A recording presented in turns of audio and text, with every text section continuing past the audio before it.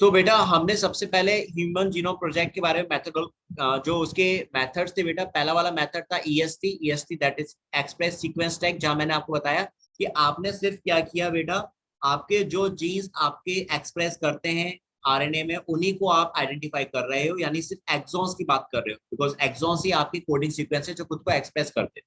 सो आपने उनको आइडेंटिफाई किया, that is EST.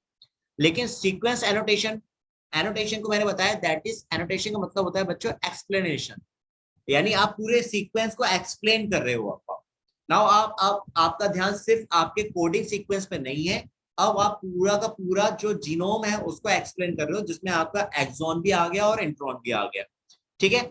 And then उसके बाद क्या करते हो, and later assigning different reasons in the sequence with function, और बाद में जो आपके सीक्वेंस थे, जो उस आपके जो सीक्वेंस था बेटा उसमें जो आपके डिफरेंट डिफरेंट रीजंस है, डिफरेंट डिफरेंट रीजंस का मतलब कि उसमें जो डिफरेंट डिफरेंट जीन्स थे, कुछ जो खुद को एक्सप्रेस कर रहे थे, जो खुद को एक्सप्रेस नहीं कर रहे थे, यानी एक्सॉन और इंट्रॉन, आपने उनको एक पर्टिकुलर फंक्शन देखा, आपने उनको एक पर्टिकुलर फंक्शन प्रोवाइड किया। फंक्शन प्रोवाइड करने का मतलब है जो एक्सप्रेस कर रहे थे एक्सॉन, आपने उनको आइडेंटिफाई किया और आपने ये बताया कि भाई इस जीन, इस एक्सॉन्स में जो ये जीन है ये अपना एक पर्टिकुलर हार्मोन या अपना पर्टिकुलर एंजाइम किसी ना किसी को ये कोड कर रहे हैं, किसी ना किसी को बना रहे हैं, जबकि इंट्रॉन्स जो है वो किसी को भी कोड नहीं कर रहे।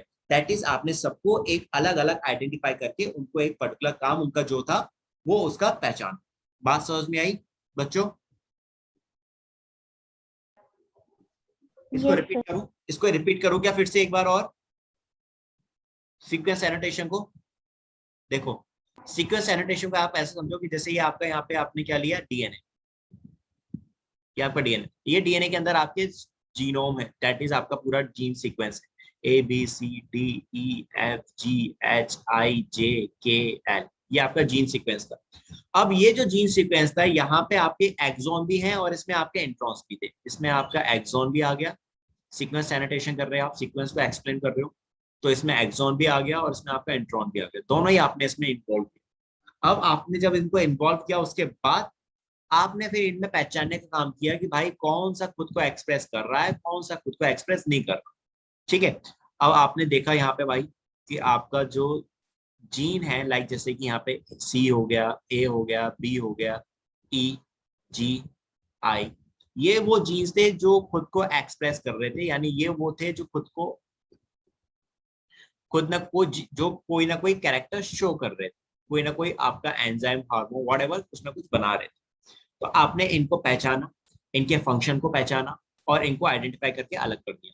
सेम फिर आपने देखा कि भाई जो बाकी जीन्स थे ये कुछ भी फंक्शन नहीं कर रहे, ये कोई काम नहीं कर रहे हैं, ये बस प्रेजेंट है, ये नॉन कोडिंग प्रेजेंट है, ये ये ये सारे आपके नॉन कोडिंग है जो आपने देखे, ठीक है, यानी ये इंट्रॉन्स। तो इनको फिर पहचान के आपने अलग कर दिया, this is comes into a sequence annotation. अब क्लियर बात ये वाली बच्चों?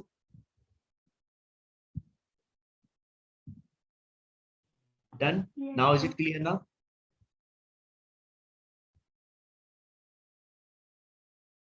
Levni, Seonika, is it clear to everyone? Yes, sir. ठीक है, ओके। सुदेश ना तुम अभी आए हो जस्ट, तुम्हें समझ में आई क्या ये वाली बात? सीक्वेंस, मैं ह्यूमन जीनोम प्रोजेक्ट बता रहा हूँ, ह्यूमन जीनोम प्रोजेक्ट के अंदर हमने कौन से मेथड यूज करे थे उनके बारे में डिस्कस कर रहा था। एंड मैंने अभी यहाँ पे सीक्वेंस एनोटेशन के बारे में बताया, जहां आपने एक पूरा डीएनए लिया, उसकी सीक्वेंसिंग करी, उसके पूरे जीन्स को देखा, उसमें आपके एक्सॉन और इंट्रॉन्स दोनों को इन्वॉल्व किया, एंड देन बाद में आपने एक्सॉन्स को उनके फंक्शंस के बेस पे अलग अलग कर दिया और इंट्रॉन्स को अलग कर दिया।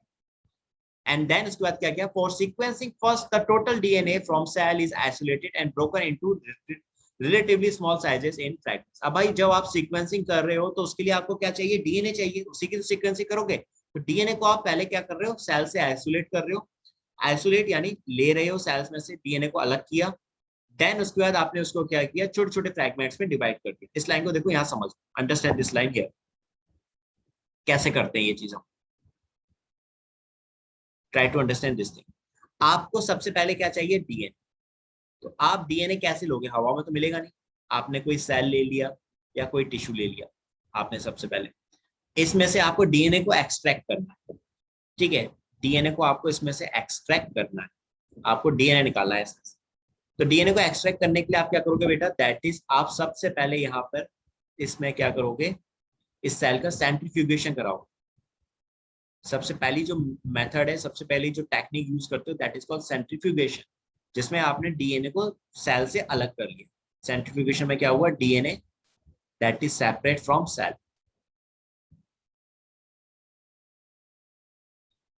सेल से अलग कर लिया डीएनए। अब इसके बाद आप क्या करोगे, नाउ नेक्स्ट पॉइंट, अभी आपको डीएनए का एक फ्रैगमेंट मिले, मतलब आपको दिखेगा नहीं डीएनए का फ्रैगमेंट, लेकिन अभी आपको जो ये डीएनए मिला है एक फ्रैगमेंट की फॉर्म में मिला है, बहुत बड़ा डीएनए। अब इसको आप सबसे पहले तो क्या करोगे, एम्प्लीफिकेशन करोगे। एम्प्लीफिकेशन में क्या करोगे, इस डीएनए की quantity बढ़ाओगे।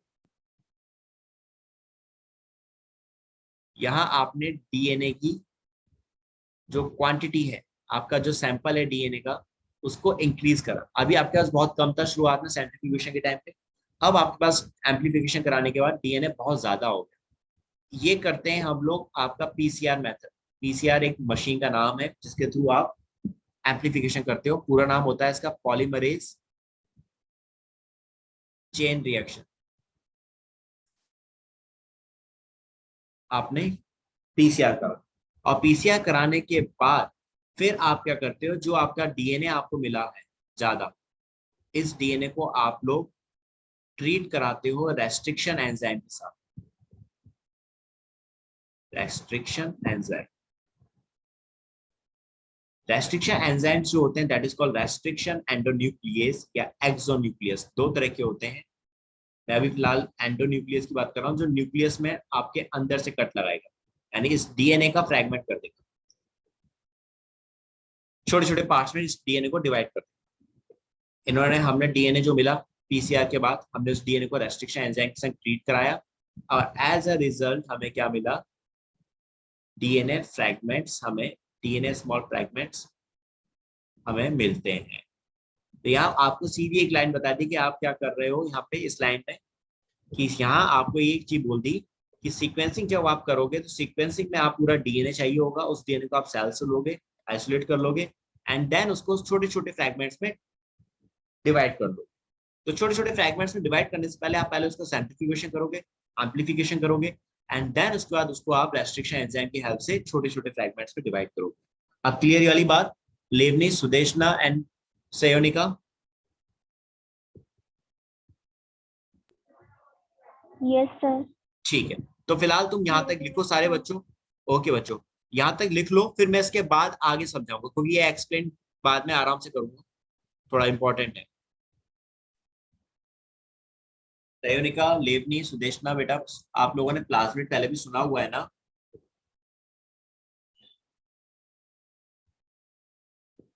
You all know very well about the plasmid, नाम सुना है आपने इसका पहले कभी? लेवनी, यस सयोनिका, सर। सुना है ना? ठीक है बच्चों, please tell me the answer, बताया करो आप। तो आपने क्या लिया, सबसे पहले आपका जो डीएनए था, इस डीएनए में जो आपका रेस्पेक्टेड जीन था, दैट इज जो आपका इंसुलिन बना रहा था, that is gene A, restriction enzyme की हेल्प से आपने इस डीएनए को फ्रैगमेंट्स में कन्वर्ट कर लिया, और जिस फ्रैगमेंट में यानी जिस पार्ट में जीन ए आया, उस पार्ट को लिया और आपने बैक्टीरिया के अंदर इंट्रोड्यूस करा दिया। अब बैक्टीरिया ने अपने प्लाज्मिड के साथ इस जीन को ले लिया, जीन ए को, और इसको भी रेप्लिकेट करना शुरू कर दिया। अब मेरी बात बताओ, आपका प्लाज्मिड एक्स्ट्रा हेरिडिटरी मटेरियल है, इट्स एक्स्ट्रा हेरिडिटरी मटेरियल, तो ये भी आपका रेप्लिकेशन करेगा, हेरिडिटरी मटेरियल है तो ये भी रेप्लिकेशन करेगा। रेप्लिकेशन करेगा तो उसके बाद ये आपका ट्रांसक्रिप्शन भी करेगा, और ट्रांसक्रिप्शन के बाद ट्रांसलेशन करेगा। यानी जब बैक्टीरिया के प्लाज्मिड ने क्या किया, रेप्लिकेशन किया, तो हमारा जो जीन ए था वो भी रेप्लिकेट हुआ। फिर इस प्लाज्मिड ने जब ट्रांसक्रिप्शन किया, मैसेंजर आरएनए बनाया, तो इस जीन ए से भी क्या बना, मैसेंजर आरएनए बना। और जब इस प्लाज्मिड ने ट्रांसलेशन किया, यानी उस मैसेंजर आरएनए से प्रोटीन बने, तो हमारा जो जीन ए था इसके मैसेंजर आरएनए से भी प्रोटीन बने, और ये भी अल्टीमेट एक्सप्रेस हो गए। तो जब ये जीन ए इस बैक्टीरिया के अंदर एक्सप्रेस हुआ, तो आपके बैक्टीरिया के अंदर इंसुलिन प्रोड्यूस होने लग गया। यानी जो इंसुलिन आपकी बॉडी के अंदर बन रहा था, अब वही इंसुलिन आपने एक बैक्टीरिया के अंदर बना दिया। बात समझ में आई बच्चों यहाँ तक?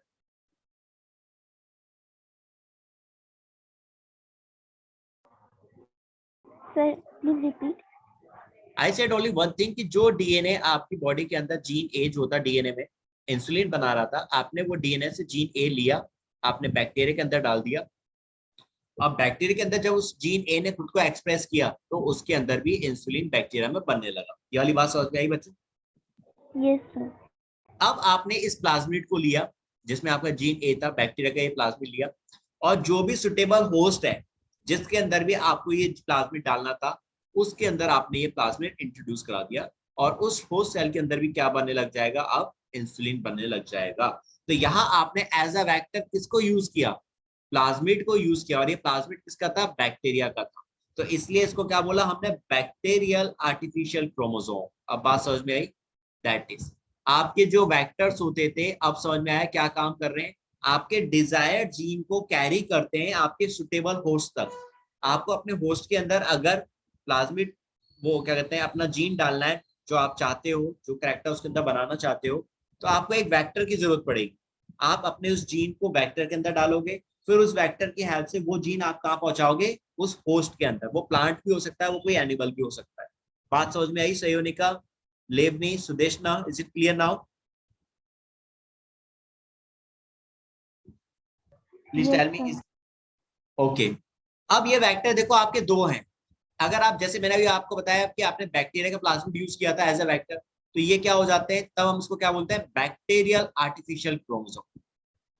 अगर हम यीस्ट को ले रहे हैं एज अ वेक्टर बेटा, तो हम क्या कहते हैं उसको, फिर यीस्ट आर्टिफिशियल क्रोमोसोम। यानी ये आपका डिपेंड है, मोस्टली हम लोग बैक्टीरिया को ही लेते हैं। तो आपका जब बैक्टीरिया को एज अ वेक्टर यूज किया तो बैक्टीरियल आर्टिफिशियल क्रोमोसोम, और जब यीस्ट को वेक्टर यूज किया एज अ वेक्टर तो ईस्ट आर्टिफिशियल क्रोमोसोम का। That is. अब आ जाओ इसके बाद अगले पॉइंट पे। Now come to the next point, that is Frederick Sanger जो थे, they develop a principle according to which the fragment of DNA are sequenced by automated DNA sequence. यानी ये जो डीएनए की सीक्वेंसिंग थी, यहाँ इसको जो डेवलप किया था इस मेथड को, वो मेथड को डेवलप किया था फ्रेडरिक सेंगर ने। उन्होंने इसको डेवलप किया, एंड यहाँ उन्होंने एक ऑटोमेटेड डीएनए सीक्वेंस लिया। ऑटोमेटेड डीएनए सीक्वेंस वाला जो पहले से ही, जिनकी हमने डीएनए सीक्वेंसिंग कर रखी है, which have already done the DNA sequencing, they are called automated DNA sequence। बात समझ में आई?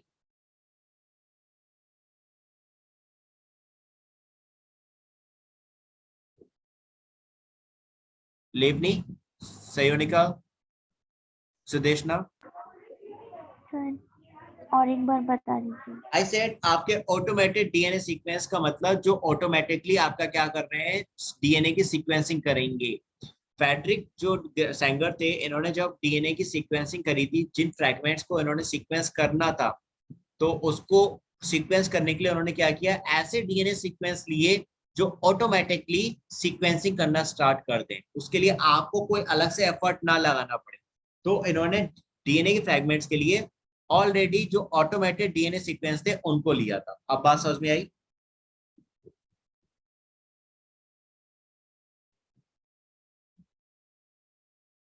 Yes sir. ठीक है। एक तो फ्रेडरिक सेंगर ने सबसे पहले आपको वही डीएनए सीक्वेंसिंग के लिए ऑलरेडी पहले से ही जो ऑटोमेटिक डीएनए सीक्वेंस थे उनको ले लिया। Now on the basis of overlapping region on DNA fragment these sequence are arranged accordingly. अब यहाँ पे जब डीएनए की सीक्वेंसिंग कर रहे थे तो उन्होंने ओवरलैपिंग रीजन्स को देखा। ओवरलैपिंग रीजन्स का मतलब जब डीएनए के फ्रैगमेंट्स होंगे जहां जहां वो ओवरलैप कर रहे होंगे, लाइक दिस ये डीएनए का फ्रैगमेंट है, तो ये वो रीजन है जहां पर ये ओवरलैप कर एक दूसरे को। तो इन्होंने डीएनए सीक्वेंसिंग जब करी थी तो इन ओवरलैपिंग रीजन्स के अकॉर्डिंग करी। जहां जहां ओवरलैपिंग रीजन्स थे बेटा, वहां वहां पे डीएनए सीक्वेंसिंग को इन्होंने क्या किया, उनके अकॉर्डिंग किया। जैसे ये आपका पहले आ रहा है, इधर से काउंट कर रहे हैं, तो ये ओवरलैपिंग रीजन पहले आया, फिर ये दूसरा आया, फिर इसके आगे सो ऑन, ऐसे आपके अलग अलग ओवरलैपिंग रीजन्स थे। तो इन्होंने इसी रीजन्स में सीक्वेंसिंग जब करी तो इसी के अकॉर्डिंग करी, यानी इस डायरेक्शन में करनी शुरू करी। That is. इसके बाद for alignment of this sequence specialized computer based data program were develop. यानी यहाँ पे इन्होंने जब इन सीक्वेंसिंग करी, सीक्वेंसिंग करने के बाद इन सभी का एक डेटा जो था उसको इन्होंने स्टोर करा, और जो आपका सारा का सारा डेटा स्टोर किया था उस पूरे के पूरे स्टोर डेटा को हमने बाद में किसमें टर्म दिया बेटा, बायोइन्फॉर्मेटिक्स, जहां हमारे पास ऑलरेडी स्टोर डेटा होता है डीएनए का, जहां हम जो न्यू डीएनए मिलता है उसको कंपेयर करते हैं उससे। फिर हम ये देखते हैं जो हमारा ऑलरेडी जो डेटा है हमारे पास और जो न्यू डेटा मिला उनको कंपेयर करके देखते हैं डीएनए का कि कौन से जीन सेम फंक्शन शो कर रहे हैं और कौन से ऐसे जीन हैं जो नए हैं, जो हमें पहले नहीं मिले। कंपैरिजन करते हैं बस। Finally, the genetic and physical maps of the genome were constructed by collecting information about certain repetitive DNA sequence and DNA polymorphisms based on endonuclease restriction site। यानी अब जब इन्होंने पूरी डीएनए सीक्वेंसिंग कर ली तो उस डीएनए सीक्वेंसिंग करने के बाद उस डीएनए के जीनोम के बेस पे इन्होंने जेनेटिक और फिजिकल मैप जो था वो डेवलप किया। एंड देन उसके बाद जो आपका डीएनए का जो इन्होंने जेनेटिक और फिजिकल मैप बनाया था उसकी हेल्प से इन्होंने क्या बनाया बेटा, एक जनरेशन या बोलो तो एक पॉपुलेशन की जो जेनेटिक कैरेक्टर्स हैं उनको आइडेंटिफाई किया कि किसी एक जगह पर रहने वाले जो लिविंग्स हैं उनके अंदर कौन कौन से सेम कैरेक्टर्स हैं और कौन से जीन्स हैं जिनकी वजह से वो थोड़े से अलग हैं। ऐसी किसी एक जनरेशन में कौन से कैरेक्टर्स हैं जो जनरेशन आफ्टर जनरेशन कैरी होते जा रहे हैं और कौन से ऐसे कैरेक्टर्स हैं जो म्यूटेट हुए यानी चेंजेस हो गए कंडीशंस के अकॉर्डिंग। ये सारी चीजें इन्होंने इन्हीं जेनेटिक और फिजिकल मैप्स की हेल्प से करी थी। This is comes into Human Genome Project। एक बार फिर से बता दे रहा हूँ, फिर से समझा देता हूँ। आपको सबसे पहले वेक्टर का यूज करना था। वेक्टर का यूज करने के बाद जब जीनोम सीक्वेंसिंग की गई थी, फ्रेडरिक सेंगर ने जब जीनोम सीक्वेंसिंग करी तो ऑटोमेटिक डीएनए सीक्वेंस का यूज किया। ऑटोमेटिक डीएनए सीक्वेंस के थ्रू जब ये जीनोम सीक्वेंसिंग कर रहे थे तो ओवरलैपिंग का ध्यान रखा। ओवरलैपिंग रीजन जहां जहां पर थे बेटा उन्होंने उसके अकॉर्डिंग ही सीक्वेंसिंग करी। जैसे जो पहले आया पहले उस रीजन की सीक्वेंसिंग करी, फिर उसके बाद जो ओवरलैपिंग रीजन आया उधर सीक्वेंसिंग करी, फिर उसके बाद दैट इज हाउ उन्होंने आपके ओवरलैपिंग रीजन के अकॉर्डिंग सीक्वेंसिंग करते गए। और सीक्वेंसिंग करने के बाद जो जो जीन्स के कैरेक्टर्स इनको पता चलते गए, जो जो जीन्स इनको मालूम चलते गए कि भाई ये जीन ये कैरेक्टर के लिए रेस्पॉन्सिबल है, कोई जीन है तो कोई दूसरे कैरेक्टर के लिए रेस्पॉन्सिबल है, उन सभी का एक डेटा बनाते गए और उसको कंप्यूटर में स्टोर करते चले गए। अब उसको जब इन्होंने कंप्यूटर में स्टोर करा उस पूरे डेटा को, देन उसके बाद उन्होंने उस डेटा की हेल्प से एक जेनेटिक मैप और फिजिकल मैप बनाया और देन एक पर्टिकुलर पॉपुलेशन की इन्होंने पूरी सीक्वेंसिंग करके बताया कि भाई इस पॉपुलेशन में कौन से कैरेक्टर सेम है और कौन से जीन्स हैं जो इनको एक दूसरे से थोड़ा सा अलग करते हैं। That is. अब क्लियर हुई बात मेरी बच्चों सभी को? Levni, Seyonika, is it clear now? Levni is not here. Seyonika, is it clear also? Sudeshna, is it clear to you also? Yes, sir. ठीक है, तो now write down all these points. अब आप इनको लिख लो, कंप्लीट करो।